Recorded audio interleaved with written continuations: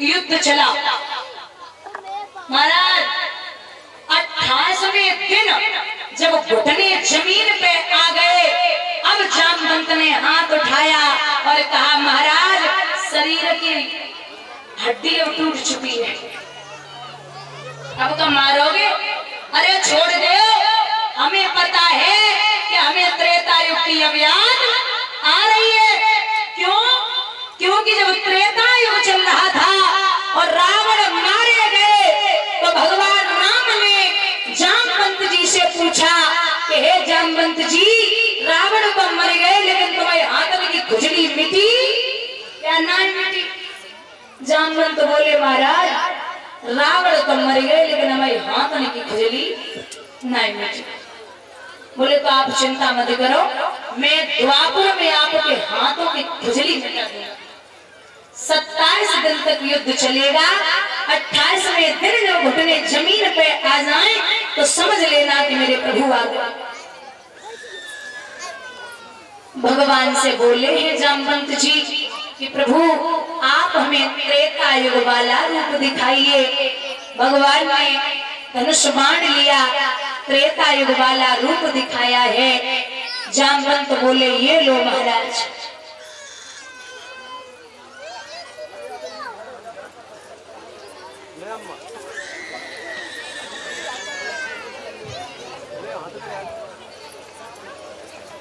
तो त्रेता युग वाला रूप दिखाया। उन्हें कृष्ण रूप में आए। भगवान को जामवंत जी ने वो मणि दी और अपनी बेटी जामवंती को भी भगवान के हाथों सौंप दिया। वह मणि भगवान ने सत्राजित को वापस दी। सत्राजित अब शर्म की वजह से घर से बाहर नहीं निकल रहा है और विचार कर रहा है कि मैंने प्रभु को कलंकित कर दिया। कुछ दिन बाद वो मणि लेकर के सत्राजित ने भगवान को दे दी और अपनी बेटी सत्यभामा की शादी भगवान कन्हैया के साथ में कर दी। कितने विवाह हो गए? कितने विवाह हो गए? 3। ध्यान देना, पहला विवाह रुक्मिणी के साथ में, दूसरा विवाह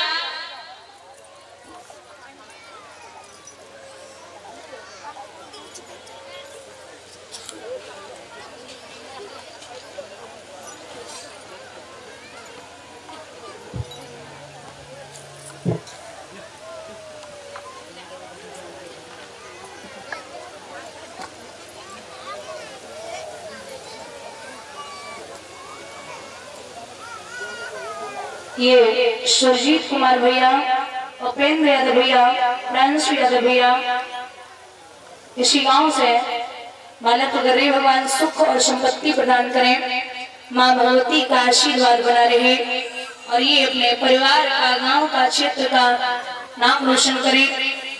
इनका सम्मान कहीं भी किसी भी जगह कम न हो, यही उल्लासा और आकांक्षा है। बोले गोविंद भगवान की।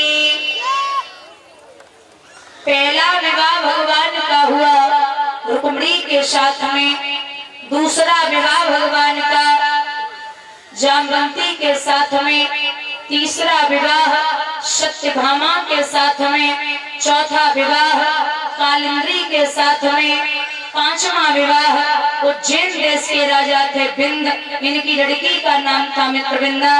भगवान भाव ले आए। कितने हो गए? 5।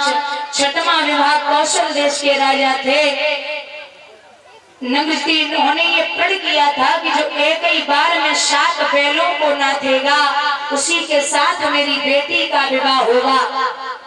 भगवान ने एक साथ 7 बैलों के नाथ डाली है, उसे भी ले आए। कितने हो गए? 6। 7वां विवाह मध्य प्रदेश के राजा थे, उनकी बेटी का नाम था लक्ष्मणा। भगवान बाव ले आए। कितने हो गए? 7।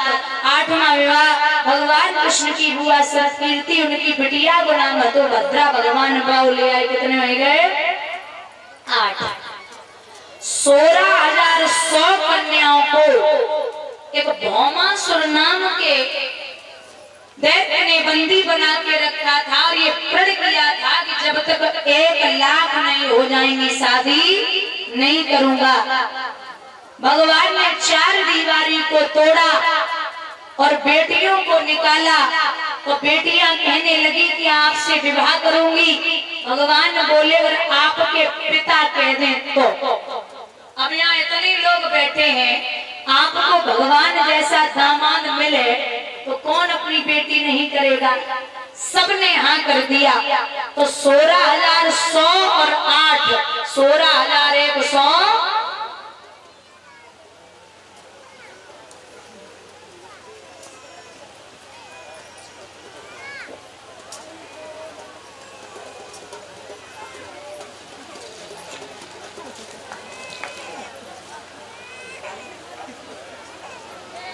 और ये उत्तर से कुशमरा से अर्णव भदामई से ग्वालियर बनी है। ये बेटे अपने माता पिता का नाम रोशन करे, माँ भगवती का आशीर्वाद बना रहे और धर्म के कार्यों में सदैव इनके हाथ आगे बढ़ते रहे। प्रभु वंशी वाले की कृपा दृष्टि बनी रहे, बड़ा सारा अंश है। बोली गोविंद भगवान की। महाराज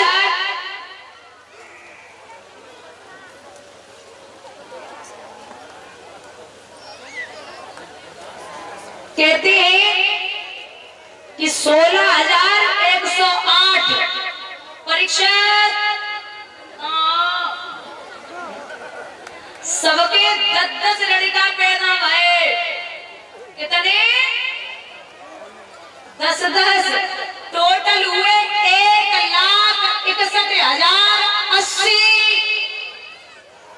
1,61,080 और एक बिटिया पैदा भई 16,108।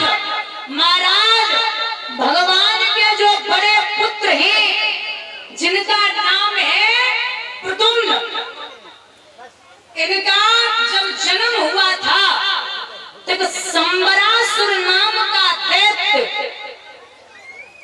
उसकी कुंडली में ये था कि इसका उद्धार, इसकी मृत्यु भगवान के बड़े पुत्र प्रद्युम्न के हाथों होगी। तो वो बड़ा चालाक था, वो ये सोच के बैठा था कि जैसे ही प्रद्युम्न पैदा होगा वैसे ही मैं उसे मार दूंगा। तो जब भगवान के बड़े पुत्र हुए महाराज, तो संबरासुर ने जन्म के 2 दिन बाद उठाया। अब द्वारिका नगरी समुद्र के अंदर बनी हुई है, उसने उठाया और उठा करके आकाश में ले गया। वहां से जैसे ही छोड़ा तो मछली समुद्र से बाहर आई, मुंह खोला, वो प्रद्युम्न जी सीधा मछली के पेट में पहुंचे। अब जब मछली के पेट में पहुंचे काफी दिन हो गए। कछु दिन बाद संबरासुर के राज्य से मछुआरे और राज्य के रसोइया आए, उन्होंने उसी मछली को पकड़ा जिसके पेट में प्रद्युम्न जी थे। फाड़ करके जब बच्चे को निकाला, सीधे पेट में रखे रहे। भगवान की ऐसी कृपा, निकाल के जब देखो तो बेटा है। वो संबरासुर के राज्य के लोग राजा से बोले महाराज मछली के पेट से पुत्र निकला है। अब संबरासुर को क्या पता कि वही है। बोले ठीक है जाओ पालो, पढ़ो। लौट के आए राज्य के लोग, तो वहां पे एक नृत्य कला सिखाने वाली एक कन्या रहती थी विद्यावती। वो विद्यावती जो है वो प्रद्युम्न को ले गई, पालने लगी, खिलाने लगी। एक दिन बाबा नारद का वहीं पदार्पण हुआ, तो बाबा नारद से वो विद्यावती बोली कि हे महाराज,